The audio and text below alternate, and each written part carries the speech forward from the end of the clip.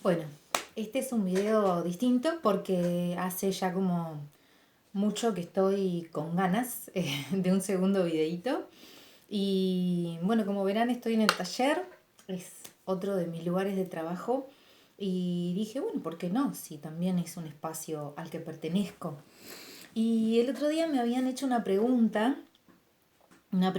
sobre qué era para mí la felicidad, y yo me quedé como con esa pregunta dando vueltas porque es como muy difícil responder una pregunta tan amplia en dos o tres líneas por medio de palabras escritas. Entonces, hoy sentí que, bueno, que he venido leyendo hace ya un tiempo al doctor Mario Alonso Puig, que creo que se los he mencionado o he posteado a veces reels con audios de él.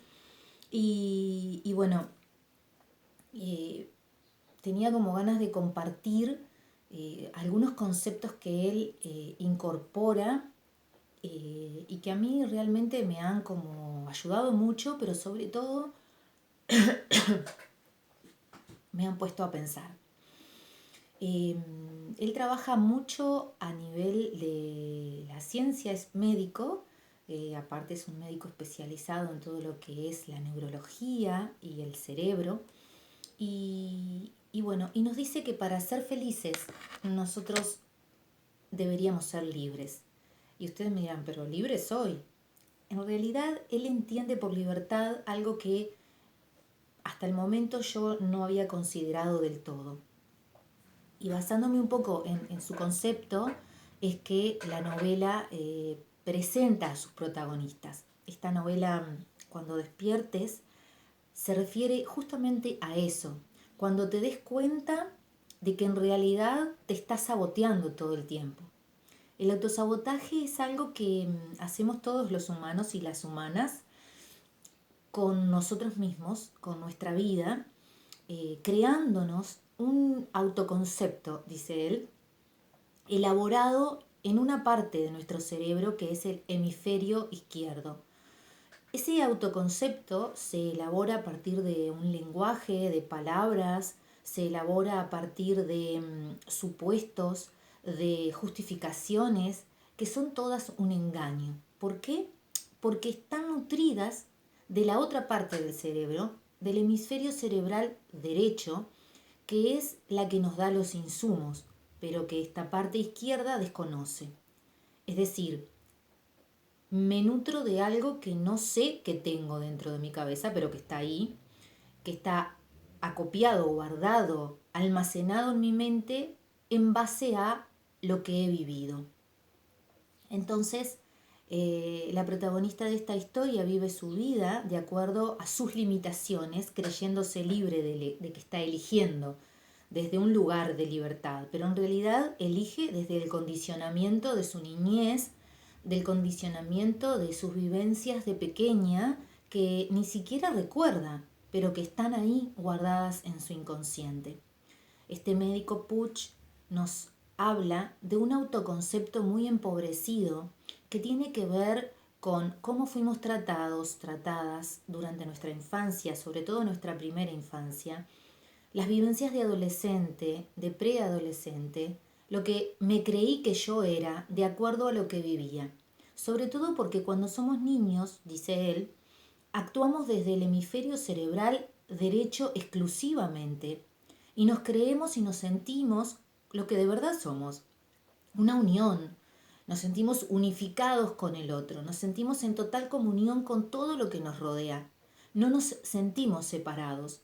Y es más adelante, cuando empieza a madurar nuestro cerebro, que esta parte izquierda empieza a integrar ideas y conceptos absorbidos del entorno, en base a los cuales vamos creándonos una identidad. Y ahí nos empezamos a separar del otro, pero aún con un cerebro totalmente inmaduro que nos va a hacer creer que todo lo que sucede alrededor con nuestros adultos, que todo lo que nos está pasando siendo niños, es nuestra culpa. Y que si algo no funciona o algo está mal, yo soy responsable, yo tengo el defecto, el error, la falla. Y yo soy el causante o la causante de todo lo que pasa ahí. No se me va a ocurrir pensar que ese adulto que está abusando de mí, que esa adulta que me grita, que me denigra, que me dice cosas horribles, tiene su propia historia y está proyectando en mí, una niña, todas sus heridas sin sanar. Jamás se le va a ocurrir pensar a un niño que su madre o su padre o su tío o su abuela o su abuelo son personas que están enfermas o que funcionan desde un estar dormidos, dormidas, y que proyectan toda su basura sobre él. El niño, la niña no tiene herramientas para pensar esto y recibe todo lo que viene de afuera como consecuencia de lo que él es. ¿Qué pasa cuando crecemos? Pasa lo que le pasa a esta protagonista de esta historia, de ficción, pero que bien podría ser la vida misma. No se cree capaz, piensa que no vale la pena vivir, no toma la vida como una oportunidad, no siente que merezca ser feliz, porque está condicionada por esa historia que el hemisferio derecho guarda y que el hemisferio izquierdo absorbe sin saber que lo está haciendo. Entonces salimos a la vida a proyectar nuestras miserias, o lo que Jung llama la sombra. Sería todo esto de mí que no me gusta, todo esto de mí que ni siquiera sé que tengo, pero que me sabotea todo el tiempo.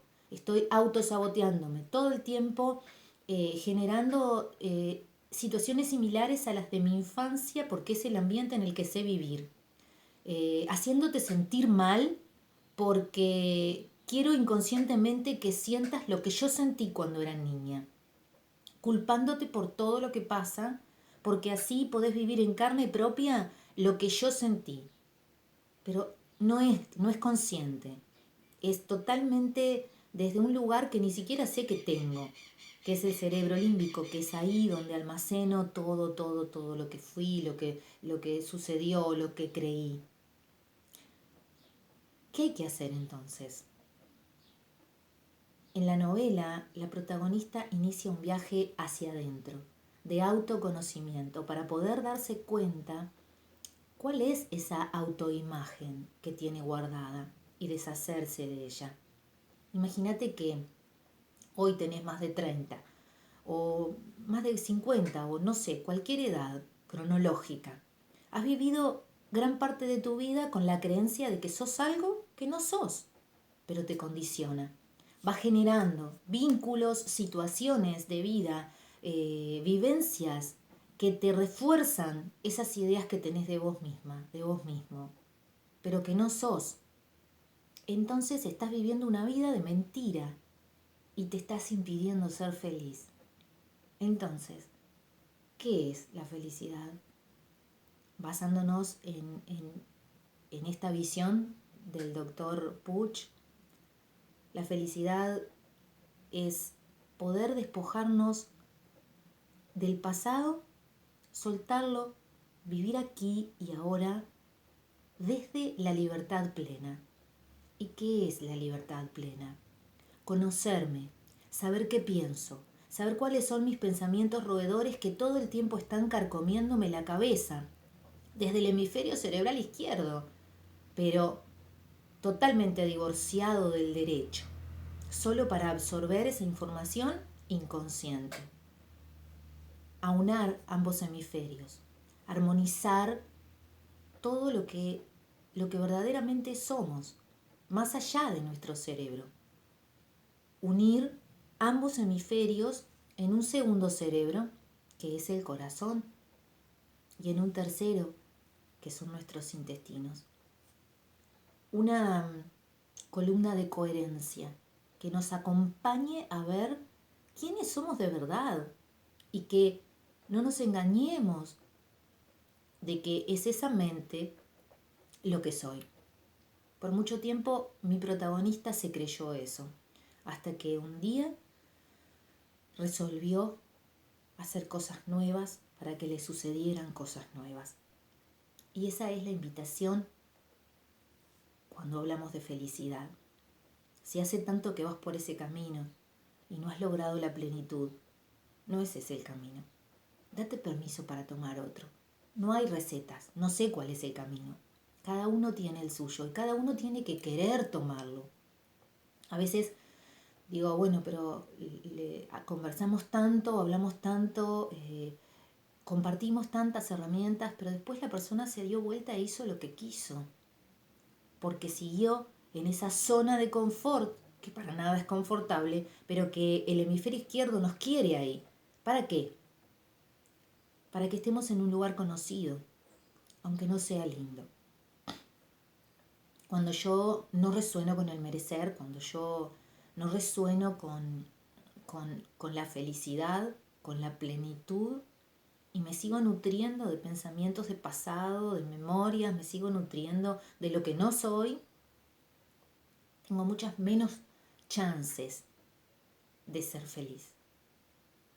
Cuando trabajo para liberarme de todo eso y empiezo como a recrear mi identidad para que se acerque más a lo que verdaderamente soy, tengo más chances.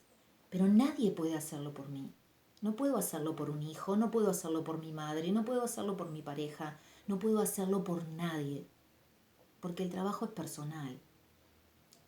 Luego hace ecos, como cuando tiramos la piedrita en el río, ¿no? Esos círculos que se hacen a partir de la piedra que cae. Podemos convertirnos en eso que se expanda en nuestro entorno. O podemos elegir hundirnos en nuestra mente y creerle todo lo que nos dice. Siempre hay más de una opción. Bueno, creo que resumí, sinteticé bastante lo que quería compartir con ustedes.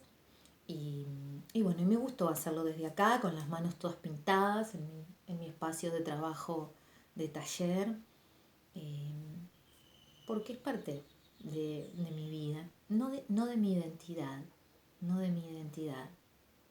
He aprendido que me queda mucho por aprender, pero que no soy esta que habla, no soy esta que escribe, no soy esta que pinta.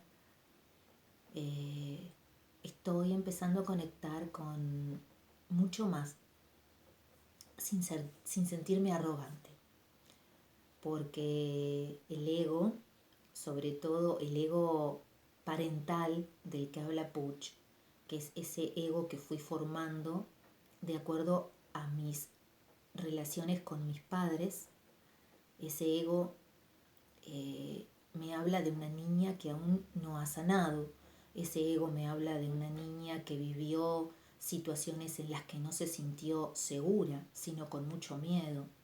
Y esa niña es la que 2x3 aflora, reclama, y vas a decir esto, ¿y no te parece que entonces es con ella que 2x3 tenemos que entrar en diálogo?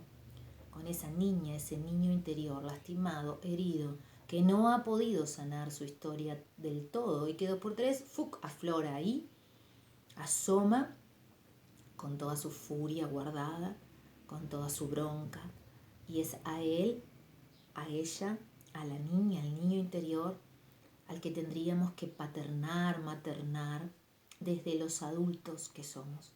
Pero tenemos que convertirnos en adultos y en adultas para poder hacerlo.